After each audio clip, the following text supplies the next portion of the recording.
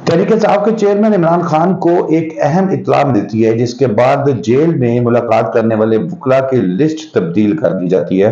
उसमें से नाम निकाल दिए जाते हैं और कुछ नए नाम ऐड कर दिए जाते हैं। इसके अलावा बुशरा बीबी जो है की मुखालफत के बावजूद तहरीक इंसाफ ने एक बड़ा फैसला कर लिया है और सियासत का रुख भी तब्दील हो सकता है उससे। साइफर केस में सजाए मौत होगी या उम्र कैद, इस पर भी बात करेंगे। तरमीम नैब तरमीम बिल जो है वो नैब से जो तरमीम की गई थी उसके हवाले से कलअदम करार देने के फैसले के खिलाफ इंट्रा कोर्ट अपील जो है वो दायर कर दी गई है, जिसकी समाअत 5 रुकनी बेंच करेगा। सबसे पहले बात करते हैं तहरीक इंसाफ के चेयरमैन इमरान खान साहब के हवाले से, जिनके वकला की लिस्ट तब्दील कर दी गई है और सुप्रीडेंट जेल की जानिब से बताया गया है वकला को कि खान साहब ने ये लिस्ट खुद तब्दील कर दी है। देखना यह है कि खान साहब ने लिस्ट खुद तब्दील की है या ये लिस्ट कहीं और से आई है और उसके तहत मुलाकात की जाएगी। नईम पंजोता साहब का नाम जो है वो उसमें से निकाल दिया गया। काफी वोकल थे, बाहर आके काफी ज्यादा अग्रेसिव होके बात करते थे। उमैर नियाजी साहब का नाम उसके अंदर शामिल किया गया है। और लिस्ट तब्दील किसके कहने पे की गई है? क्या ये लिस्ट इमरान खान ने खुद दी है या कहीं और से आई है? इसके हवाले से जो अहम चीज जो हमारे तक पता लगी है, क्योंकि आपको पता है इससे पहले भी एक बात मैंने कुछ दिन पहले वीलॉग में कही थी कि इमरान खान साहब की आवाज को बंद किया जा रहा है। इमरान खान साहब की ये बातें जो बाहर अंदर वकला मिलते हैं और फिर उसके बाद बाहर आके वो एक मैसेज देते हैं, ये भी कुछ दोस्तों को, कुछ लोगों को बुरी लगनी शुरू हो गई है। कुछ सियासी जमात के दोस्त जो हैं, जिसकी बुनियाद पर वो कोशिश की जा रही है कि इसको खत्म किया जाए और उनकी आवाज किसी तरीके से उन तक, आम आदमी तक ना पहुंचे।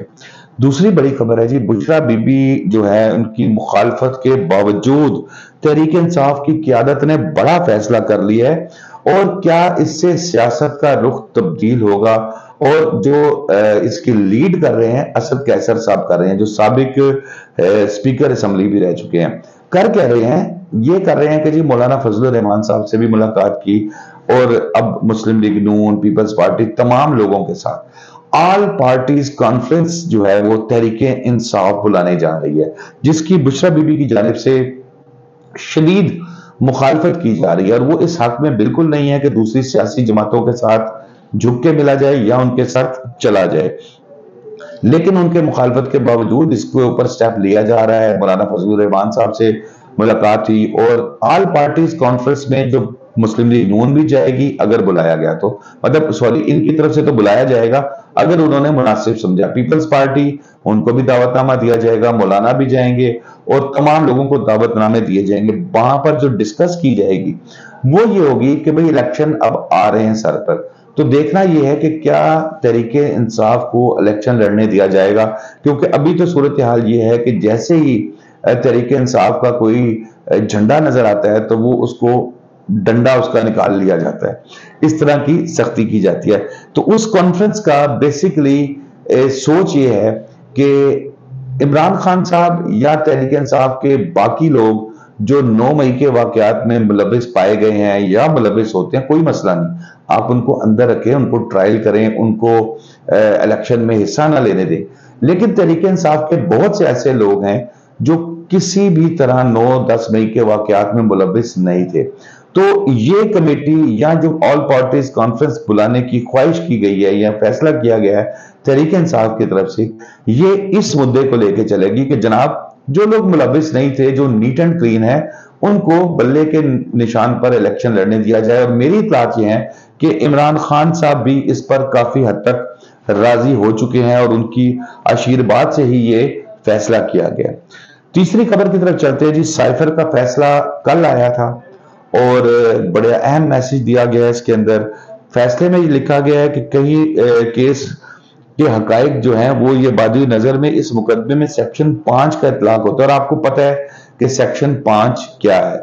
सेक्शन 5 में उम्र कैद कम से कम और सजाए मौत, ये दोनों सजाएं, दोनों में से एक सजा जो है वो हो सकती है। और फिर अगर ये chief justice Islamabad high court जो है उन्होंने 20 सफात पर मुश्तमिल ये फैसला जारी किया और इसमें जो सबसे अहम चीज है वो है असद मजीद साहब का बयान, جو انہوں نے کہا تھا کہ سائفر تو بالکل کوئی دھمکی تھی نہیں، یہ ایک شکایت ہے جو ایک ملک کا سفارت خانہ دوسرے ملک سے کرتا ہے کہ بھئی آپ نے یہ کیا، طلبی کی، اور آپ نے مطلب اچھا یہ سٹیپ نہیں لیا، اس کو لیک کرنا، اس کو پبلک میں لہرانا، یہ خان صاحب کے اوپر بڑا ایک ایلیگیشن ہے، جس میں آپ کو بتا رہا ہوں کہ یہ کہہ دیا گیا ہے کہ عمر قید اور سزائے موت ان دونوں میں سے کوئی بھی ہو سکتی ہے۔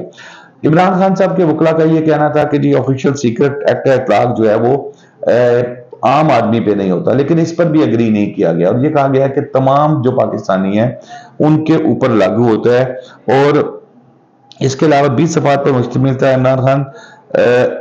عمران خان صاحب کا بھی موقف سن لیں۔ جب ان تک یہ بات پہنچی تو انہوں نے کہا میں ذہنی طور پر تیار ہوں، اور مجھے پتا ہے کہ میرے ساتھ انہوں نے یہ کرنا ہے، مجھے الیکشن تک تو باہر نہیں آنے دینا، ممکن ہے کہ الیکشن کے بعد بھی باہر آنے نہ دیں، لیکن مجھ سے یہ رابطے کر رہے ہیں، اس کے باوجود میں بیرون ملک نہیں جاؤں گی، میں بیرون ملک نہیں جاؤں گا۔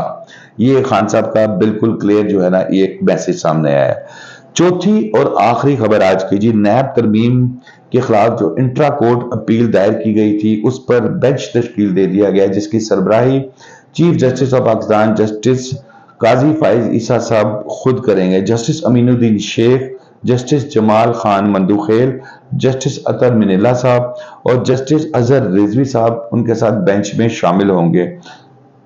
نظر آ رہی ہے چیزیں، اپیل دائر کی گئی ہے جسٹس، اس کے علاوہ پھر مقدمے کے وکلا کو نوٹسز بھی جاری کر دیے گئے ہیں۔ یہ یاد رہے کہ جسٹس عمر عطا بندیال نے اس قانون کو ختم کر دیا تھا، کالعدم قرار دے دیا تھا، لیکن اس کے بعد جو سپریم کورٹ میں جب قاضی فائز عیسیٰ صاحب آئے تو پریکٹس اینڈ پروسیجر ایکٹ میں بھی انہوں نے ایک ججمنٹ دی، اور اس کا جو امپورٹنٹ پوائنٹ تھا وہ یہ تھا کہ پارلیمنٹ کے پاس یہ اختیار ہے کہ وہ قانون سازی کرے، پارلیمنٹ قانون سازی کر سکتی ہے۔ اب یہ پوائنٹ لے لیں، آگے میرا خیال ہے کہ مجھے مزید سمجھانے کی ضرورت نہیں ہے کہ اس کیس میں کیا متوقع چیز ہو سکتی ہے۔ تو دوستو آج کے لیے اتنا ہی، شاداب ریاض کو اجازت دیجیے، اللہ حافظ۔